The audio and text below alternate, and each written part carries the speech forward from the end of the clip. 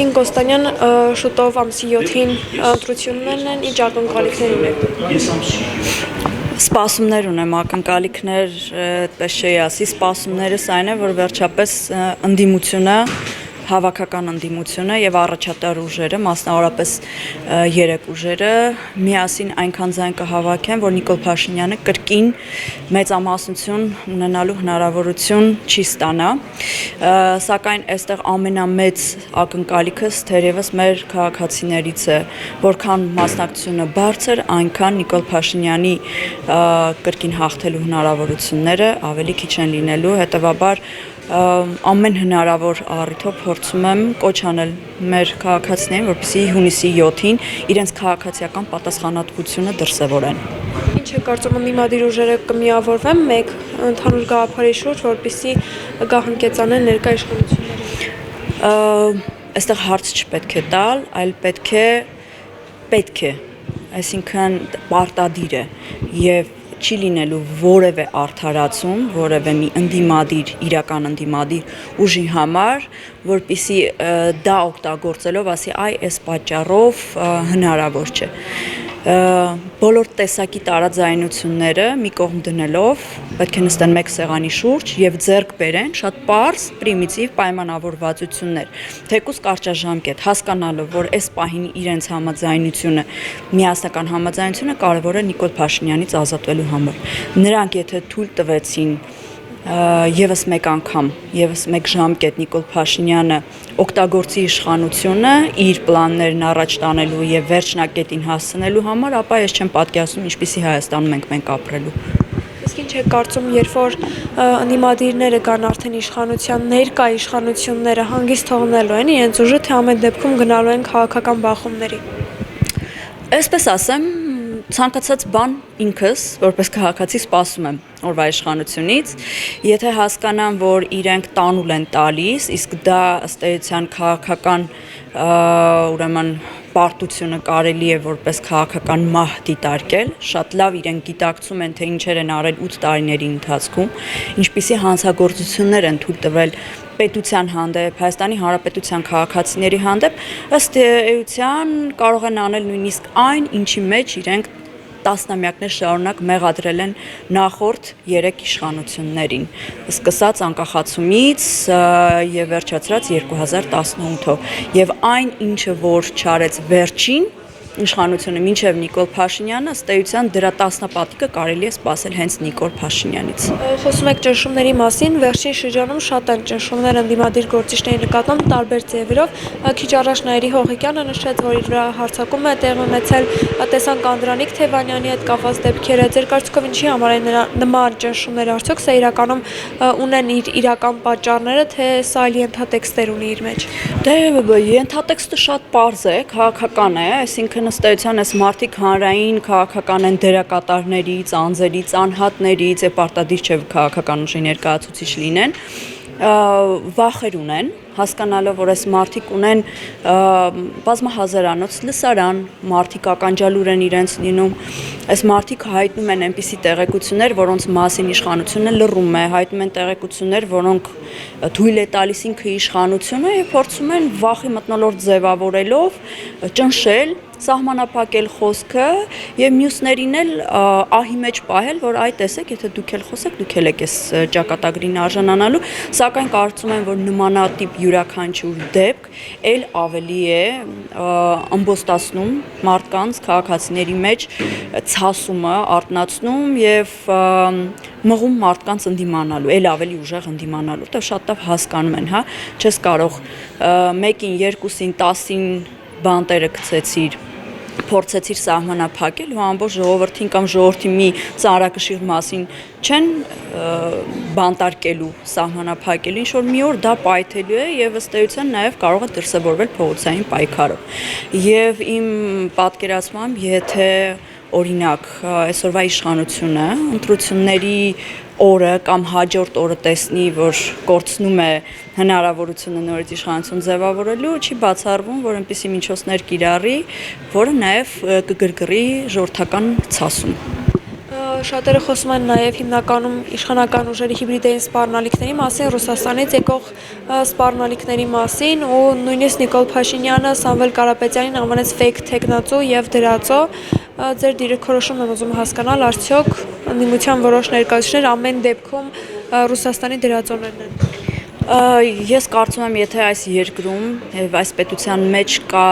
իրապես դրածո, դա հենց ինքը Նիկոլ Փաշինյանն է, ընդ որում անթակույց ձևով է իր գործողությունները, հռետորաբանությունը դրսևորվում, այսինքն շատ հստակ հասկանում ենք, որ այս մարդը տարբեր աշխարհաքաղաքական բևեռների աջակցությունն ունի, Ամերիկայի Միացյալ Նահանգների, Եվրոպայի, վերջերս տեղի ունեցած գագաթնաժողովով դա հաստատվեց, ըստ էության Ամերիկայի Միացյալ Նահանգների նախագահն էլ արդեն շատ ուղիղ ձևով ասած աջակցում է, չեմ խոսում էլ Թուրքիայի նախագահի եւ Ադրբեջանի նախագահի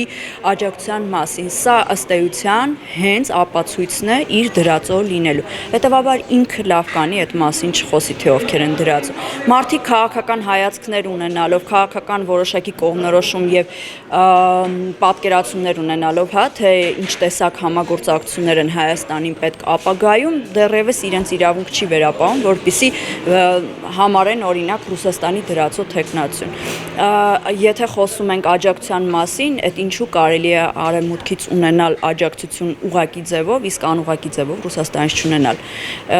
Խոսում են ինքնիշխանության մասին, բայց հենց իրենք առաջինը իսկ ինքնիշխանությունը Հայաստանի դրել են կասկածի եւ հարվածի տակ։ Իսկ ինչ եք կարծում, քանի որ իրենք դեռևս իշխանության են, սա դեպի եվրոպականացում գնալու փորձեր չեն, թե ամեն դեպքում աջակցություն է։ Բոլորովին ընդհանրապես կապ չունի Եվրոպա գնալու հետ, բոլոր այս գործողությունները 8 տարիների ընթացքում, որ Նիկոլ Փաշինյանը արել է, ոչ թե մոտեցրել է Եվրոպային կամ Արևմուտքին, հակառակը տասնապատիկ անգամ ավելի հեռացրել է։ Եվ դրա ամենահստակ ապացույցը Եվրոպայի հետ ՍԵՊԱ պայմանագիրն է, լիարժեք թերակատարված։ Եթե այդքան շատ Եվրոպամետ էին, ուզում էին դիվերսիֆիկացնեին Հայաստանի տնտեսությունը, համագործակցությունը, ռազմական համագործակցությունը Ռուսաստանից զատ այլ երկրների հետ, դրա բոլոր հնարավորությունները եւ լծակները իրենց ձեռքի տակ կային։ Մի երկու այսպես գեղեցիկ, չգիտեմ, գագաթնաժողովներով կամ գեղեցիկ համերգներով աչք կապոցի անել եւ համոզել, թե իրենք Եվրոպային գնում կամ այդպես հռչակագրային ինչ-որ օրենքներ ընդունել, որոնք բոլորովին ոչ մի ուժ չունեն, իրենից որևէ հետևանք չեն ենթադրում, չի նշանակում մոտեցել են Եվրոպային։ Հակառակը, այդ համագործակցությունը առավելագույնս այսօր վտանգված է եւ այդքանով հանդերձ չունենալով հստակ ձեռքի տակ գործիքակազմ, իրենք նաև շարունակում են վնասել արդեն գոյություն ունեցող մեխանիզմները, այսինքն նաև համագործակցությունը Ռուսաստանի Դաշնության հետ, թե տնտեսական առումով եւ թե ռազմական առումով։ Ռուսաստանը ամեն դեպքում, երբ որ 2020 թվականի պատերազմն էր, որևէ աջակցություն Հայաստանին չտրամադրեց, դուք խոսում եք ռազմական օգնության մասին, ինչ է կարծում հետագայում ամեն դեպքում պետք է Ռուսաստանի հետ գնալ այդ ռազմական ու տնտեսական աջակցությանը։ Ես ուզում եմ հիշեցնել, այստեղ բոլորովին չեմ ուզում ստանձնել Ռուսաստանի ուրեմն փաստաբանի կամ պաշտպանի դերակատարությունը, պարզապես ուզում եմ հիշեցնել, որ երկարատև Հայաստանի Հանրապետության ընդդիմադիր դաշտի կողմից ուղերձներ էր հղվում Նիկոլ Փաշինյանին, որպեսզի պաշտոնական գրություններով դիմեն Ռուսաստանին հապկին դիմելու եւ աջակցություն ստանալու համար, մինչդեռ այդ քայլը կարևոր չարվեց, իրենք լղոզված ինչ-որ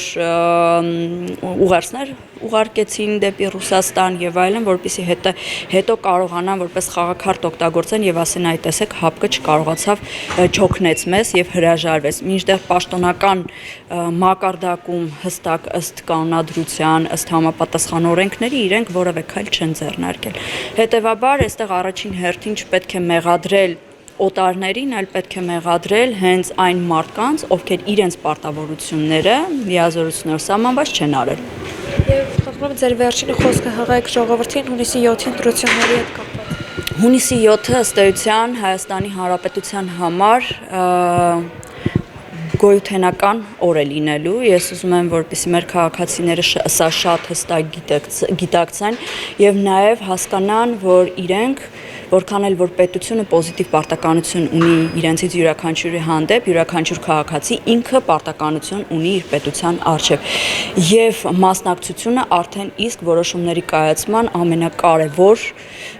գործիքն է։ Այդ գործիքից չպետք է իրենց զրկեն, պետք է օգտագործեն, որ հետագայում